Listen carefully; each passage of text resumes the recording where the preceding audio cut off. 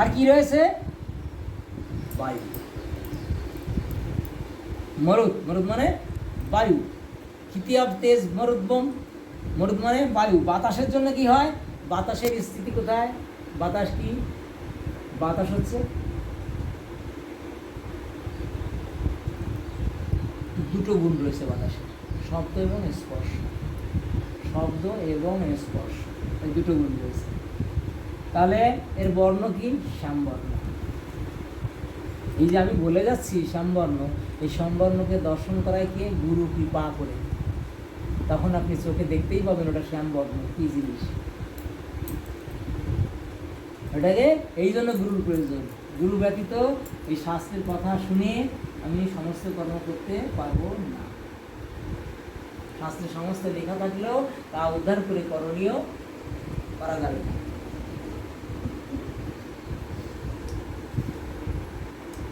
আর কি? রূপ হচ্ছে সমার্থ রূপ। আর এর স্থিতি কোথায়? ত্বকে। বাতাস আমরা কোথায় অনুভূতি পাই? বাতাস হাওয়া লাগছে ত্বকে, ত্বকে হাওয়া লাগলেই খুব অনুভূতি হয়, সেটা হচ্ছে ত্বক, হচ্ছে স্থিতি। আর এই বাতাস আছে বলে আমরা কি পাই? কি করি? চলনাং ক্ষেপণাং সংকোচন প্রসারণ। এই যে আমরা দৌড়াচ্ছি, কথা বলছি, চলছি ফিরছি, হাত নাড়ছি, এই বাতাসের ফলেই। বাতাস আছে বলে।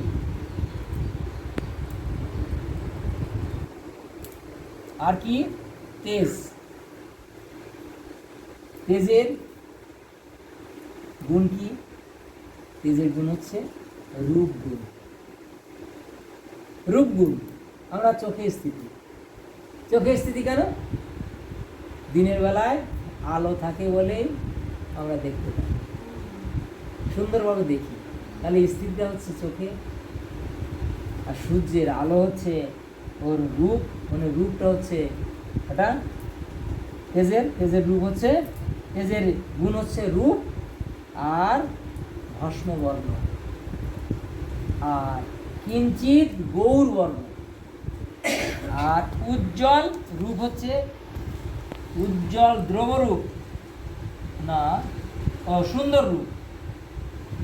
আর চোখে স্থিতি। আর এই আলো আছে বলেই আমাদের কি হয়?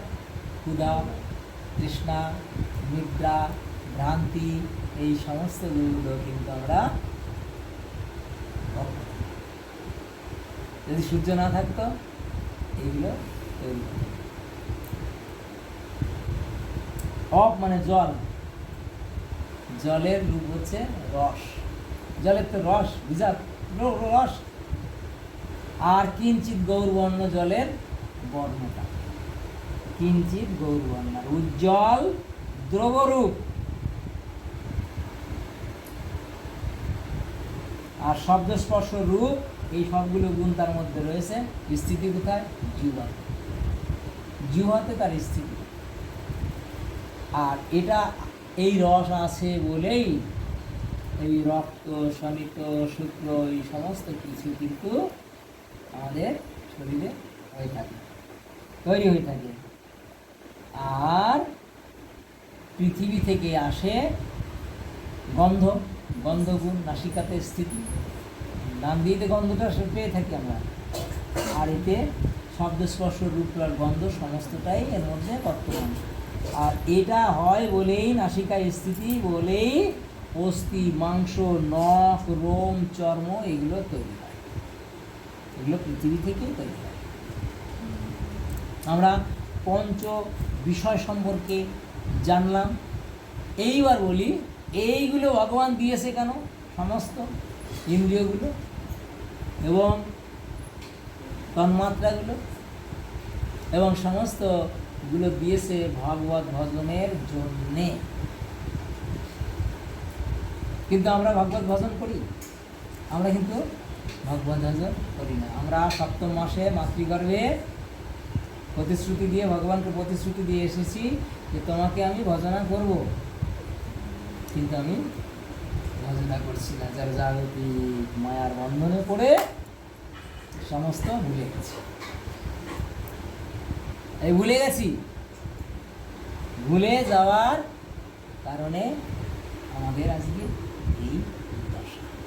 আমাকে গোবিন্দ তার ভজনের উপযোগী করে দিয়েছে সমস্ত দেহটি, চক্ষু, কান্ন, নাসিকা, জিহ্বা, ত্বক, পাদ, পানু, পায়ু, উপস্থ সমস্ত দিয়েছে, এবং এই হাত দিয়েছে গোবিন্দকে পুষ্প দান করার জন্য। আমি কি করি? হাত দিয়ে চুরি করি। আমি চোখ দিয়েছে গোবিন্দ দর্শন করার জন্য, রূপ দর্শন করার জন্য, কিন্তু আমি এই চোখ দিয়ে খারাপ কিছু দর্শন করে বেড়াই। নাসিকায় ঘ্রাণ নিতে দিয়েছে ধূপ, দীপ, অগুর আদি, চন্দন, তুলসী এর গন্ধ। আমি সেই গন্ধ না নিয়ে আমি বাজে বাজে গন্ধ যেটা, সেই গন্ধটাকেই সঙ্গী করে ফেলেছি। জিহ্বাতে কি বলছে? জিহ্বাতে রস আস্বাদন হয়। তাহলে জিহ্বা যে রস আস্বাদন হয়, সেই জিহ্বা কি রস? ভাগবত অমৃত শ্রবণ করার জন্য দিয়েছে, আর প্রসাদ সেবন করার জন্য জিহ্বা দিয়েছে। সাধু নিয়ে স্বাদ অনুভূতি নিয়ে প্রসাদ গ্রহণ করে। সমস্ত কিছু ভগবান তার সেবার অনুকূলের জন্য দিয়েছে। বলছি সর্ব ইন্দ্রিয় কৃষ্ণানুশীলন, সর্ব ইন্দ্রিয়ে কৃষ্ণানুশীলন করতে বলেছে। চৈতন্য চরিতামৃত কি বলেছে?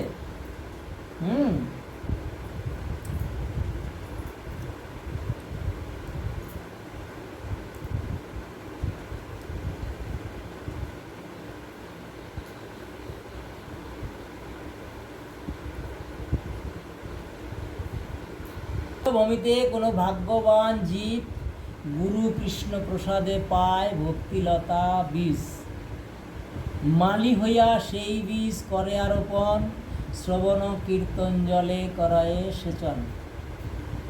উপজিয়া বারেলতা ব্রহ্মাণ্ড ভেদি যায়, মানে গুরু কৃষ্ণর কাছ থেকে আমি একটা বীজ পেয়েছি। কি বীজ? ভক্তিলতার বীজ। গুরু আমাকে কৃপা করে একটি ভক্তিলতার বীজ দিয়েছে।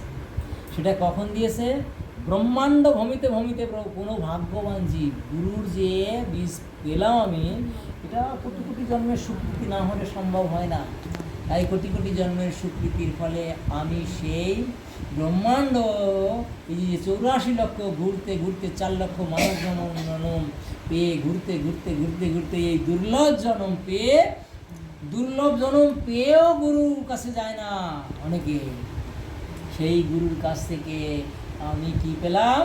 ওই ভক্তিলতা বীজটি পেলাম।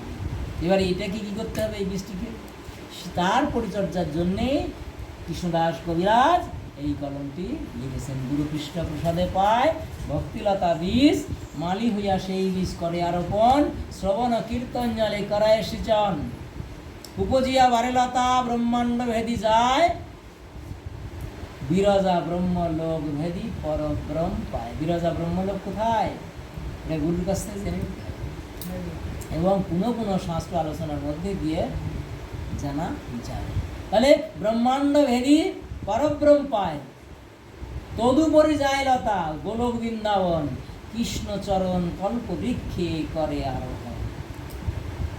ইহা বিস্তারিত হইয়া ফলে প্রেম ফল, ইহা মালি সেচে শ্রবণ কীর্তন আদি জল। যদি বৈষ্ণব অপরাধ উঠে হাতি মাতা, উপারি বা সিন্ডে তার শুকি যায় পাতা।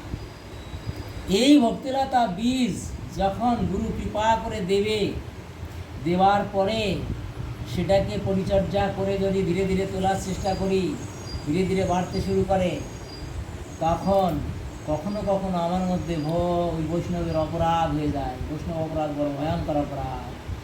পৃথিবীর সমস্ত অপরাধকে ভগবান মার্জনা করেন, কিন্তু বৈষ্ণব অপরাধ কখনো মার্জনা করেন না।